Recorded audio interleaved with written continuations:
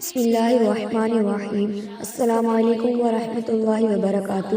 ماہ رجب المرجب کی فضیلت اور اہمیت۔ نبی کریم صلی اللہ تعالیٰ علیہ وسلم فرماتے ہیں، رجب اللہ کا مہینہ ہے، شعبان میرا اور رمضان میری امت کا مہینہ ہے۔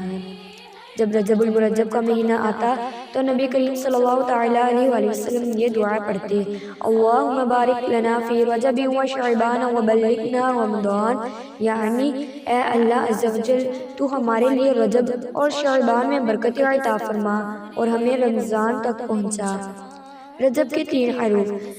بزرگان دین رحمۃ اللہ علیہ فرماتے ہیں، رجب میں 3 حروف ہیں، را، جیم، با۔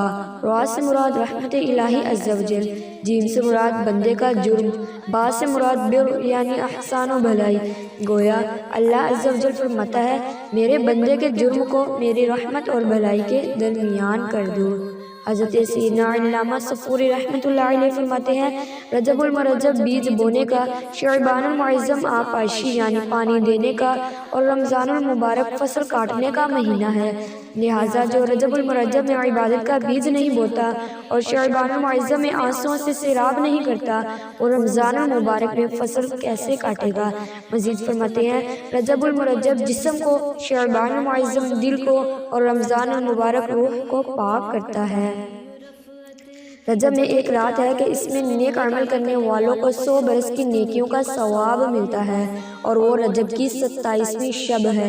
جو اس میں 12 رکعت اس طرح پڑھے کہ ہر رکعت میں صرف فاتحہ اور کوئی سی ایک سورت، اور ہر 2 رکعت پر التحیات پڑھے اور 12 پوری ہونے پر سلام پھیرے۔ اس کے بعد 100 مرتبہ یہ پڑھے، سبحان اللہ والحمد للہ ولا الہ الا اللہ واللہ اکبر، اور استغفار 100 بار، درود شریف 100 بار پڑھے، اور اپنی دنیا و آخرت سے جس چیز کی دعا چاہے مانگے، اور صبح کو روزہ رکھے تو اللہ عز و جل اس کی سب دعائیں قبول فرمائے، سوائے اس دعا کے جو گناہ کے لیے ہو۔ حضرت سیدنا عبداللہ ابن زبیر سے روایت ہے، ماہ رجب میں کسی مسلمان کی پریشانی دور کرے تو اللہ عز و جل اس کو جنت میں ایک ایسا محل عطا فرمائے گا جو حد نظر تک وسیع ہوگا۔ تم رجب کا اکرام کرو، اللہ تعالیٰ تمہارا 1000 کرامتوں اس کے ساتھ اکرام فرمائے گا۔